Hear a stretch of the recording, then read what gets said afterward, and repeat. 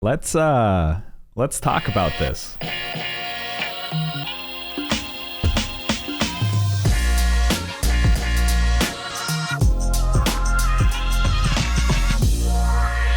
Hello and welcome back to another video. I'm your beautiful host, Young Buffett, and in today's video, we got some things to talk about. We have some new people here over from Public. We have a lot to talk about. First and foremost, the first thing we're going to talk about is how the hell we made close to 321% on Longeveron. All right?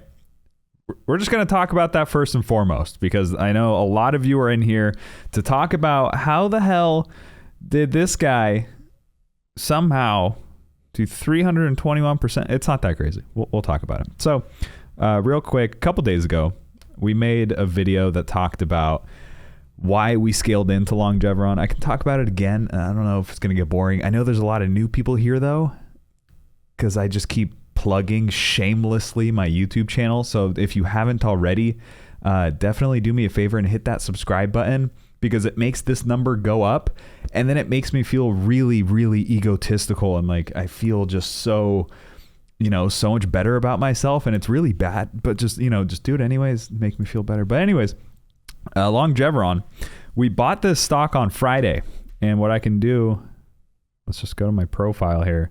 View profile, scroll down. These are all the posts. This is public.com, by the way. First link in my description. You can get up to $50 in free stocks if you sign on. I get free stocks as well, so it's like a win-win scenario. I'm just going to shamelessly plug that too, because if you win, I win, and I win, you win type scenario. Where are we? Okay. Last Friday. So you can see right here, establishing a position in this should be interesting. That's literally what I posted. 14,250 people saw that, okay? And 2 people gave it a fire emoji. I hope they bought it. But anyways, we bought it at about $8 or so. Why did we buy it?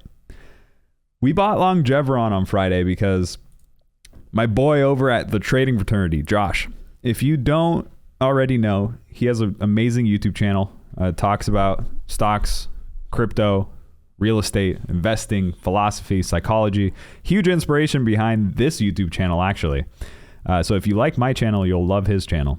And he called out the news on his live stream on Friday.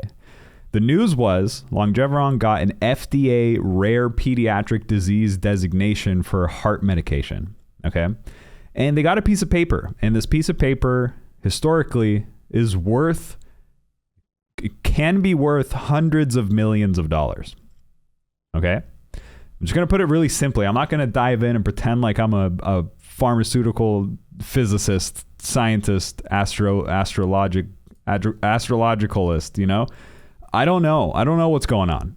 The FDA gave a piece of paper that was worth more than the company itself. That's all I need to hear to completely skew the valuation of Longeveron. So every stock, when you look at a stock price, the ticker, right? You look at the stock and it says this stock is $8 a share. Multiply that by how many shares they have, and that's the market cap. The market cap is how much is this company worth.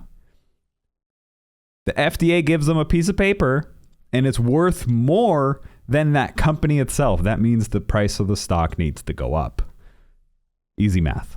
But anyways, I scaled into this on Friday because, first of all, they have a really, really small float. Now, the float is how many shares are available. Because you have a whole company, you can think of it like a pie. A company is a pie. And you slice it all up, right?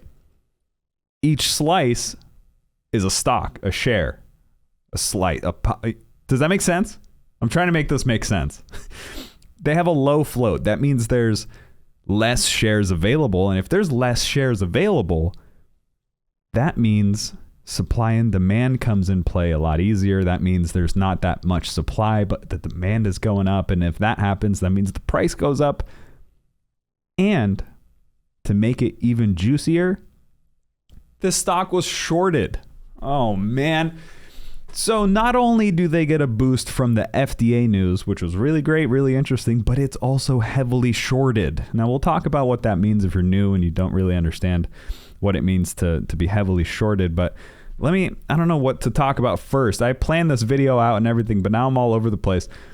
Do I need to hook you even more? So we bought it on Friday, and then on Monday, we took out pretty much our initial investment, kind of. We locked in some profit over here, made 52.91%. And then the same day on Monday again, locked in 70.13%. And then again on Monday, we locked in 110%. So we're slowly just chipping away at our position, locking in some profits, right? And then, I invested in Airbnb, blah, blah, blah, DraftKings. Okay, and then 7 hours ago today on public, I locked in another 165%. So another 50% gain on top of what I did on Monday.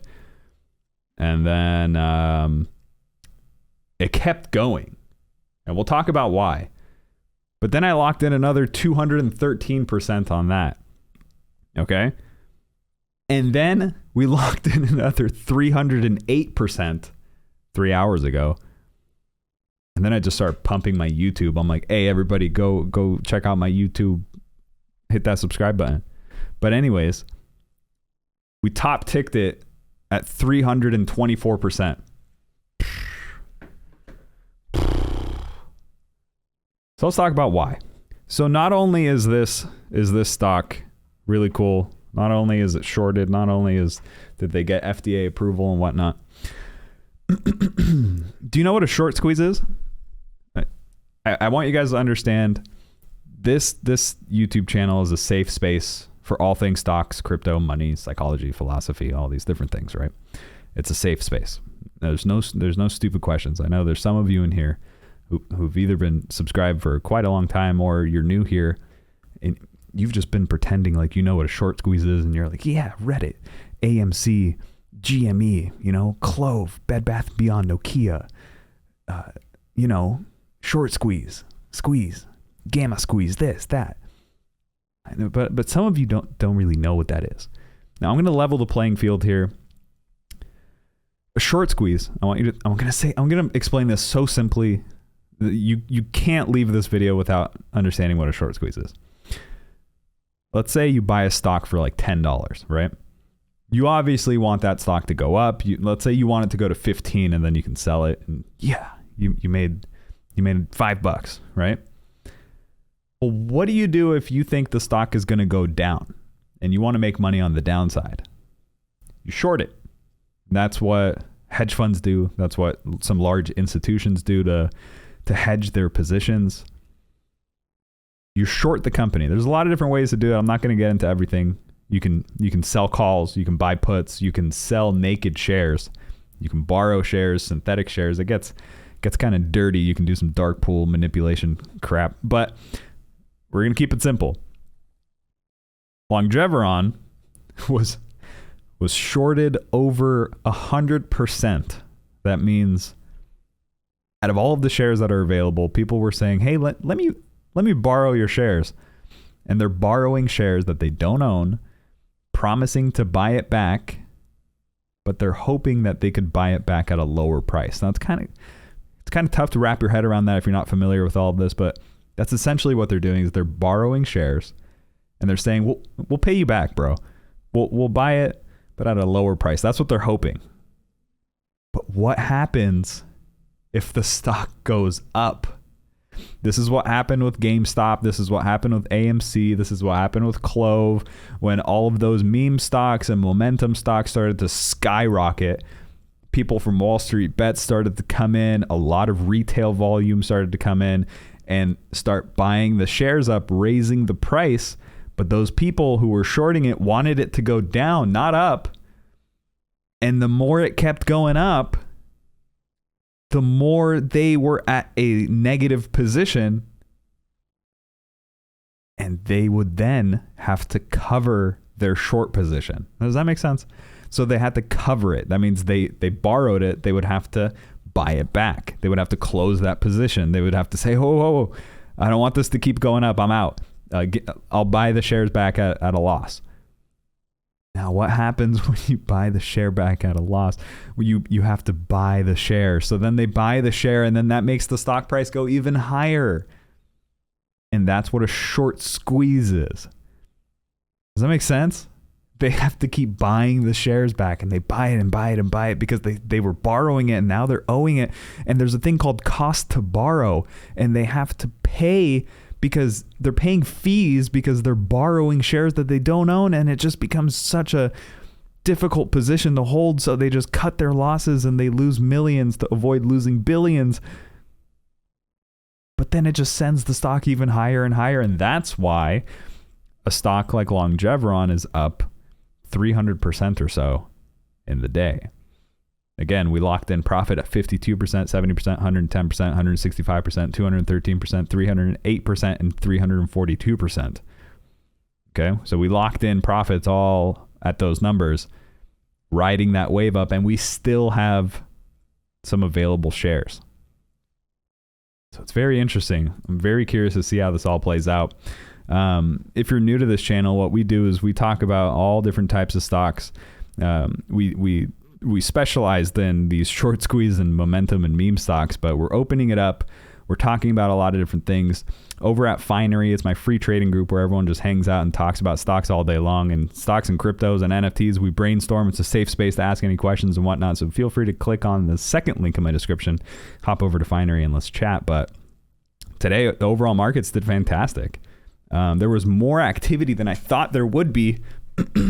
Tomorrow is Thanksgiving. So typically people are taking off. Typically there should be lower volume, but it didn't seem that way. The markets did great. Everything was up, kind of. Apple killing it. I think they're going to have a fantastic week next week. So keep an eye out for that. Amazon did all right. Pretty much broke even today. Facebook, Microsoft, Airbnb, I'm very excited about. I think next week is going to be absolutely ridiculous for them. Autodesk got wrecked today, down 15.39%. So keep an eye out for any further dip or continuation on that. Snapchat is just killing us slowly. We bought 100 shares at 54. I don't know why they did that to us, but we're still holding tight. Uber is just doing Uber things. We're always keeping an eye out for Uber. I always love picking up Uber on any dip I can. AMD, Micron, Nvidia, and TSM. These are all chip makers. We're keeping an eye out on chip makers. AMC, GME, both down. Tesla was down a lot and then bounced right back up. Tesla's a great one if you guys want to trade that back and forth. It's fun. A lot of volatility. Wish, down 16% in the week, 22% in the past month. I'm not touching that. Seems kind of dirty. Planter has had an interesting week, down 6%. That might be a good dip buy opportunity. I'm not sure. PayPal, an absolutely a great dip buy opportunity in my opinion, down 31% in the past 3 months. I'll take that. Square, also down about 14% in the past month. These payment providers have been getting wrecked. Zoom, down 20% in a week. I don't like Zoom, but it's an interesting one if you want to trade that. We'll see how it bounces back if it does. I know Kathy Wood's a big fan of that. And then we got our boy Longeveron, 937% on the month. That's been a fun one to trade. Let me know if you have any questions about that. I'd love to dive in deeper and talk about it if you have any questions, but feel free to hop over to Finery. Feel free to hit that subscribe button and ask me in the comments, whatever you want. We take a look at Ape Wisdom. Ape Wisdom covers Wall Street Bets, Wall Street Bets New, Wall Street Bets Elite, stock market, investing, SPACs, options, day trading, and short squeeze subreddits. Everyone's talking about the SPY and Tesla and GameStop and Planter. Longeveron's working its way up this list as more and more people hear about it and see these crazy ass gains. They might hop on the train. So I don't know if Longeveron is done yet or not. I can't tell. That's why we have our free position and we're just holding on tight to see what happens. I'm not fully out and I'm not fully in. If you're not in, I would wait for a dip. These prices scare me. None of this is financial advice or a recommendation or buy or sell any type of security or investment. I don't know. I don't know what to do. And whenever I don't know what to do, I dollar cost average. I slowly start to scale into a position, make it bigger over time, and use time to my advantage. So see if that works for you. I don't know why Wish is up here. NVIDIA, Prague, PayPal, AMD, AMC, Walt Disney, QQQ, Alibaba, Zoom, Micron, Meta, Microsoft, Arc, Apple. That's the top 20. That's what people are talking about. Swaggy Stocks covers Wall Street Bets. Tesla, Wish, NVIDIA, GameStop, Disney, PayPal, Palantir, AMD, Zoom. Pretty much the same as Reddit. All of Reddit. So, a lot of interesting stuff going on. And all I can really say is let me know if you have any questions or anything. We're killing it. Again, check out Public. If you haven't already, you can get up to $50 in free stocks. And so can I. So if you click it, I win. If you click it, you win. It's a win-win. Why not? And with that, I love you. I'll see you in the next video. Oh, and have a good Thanksgiving.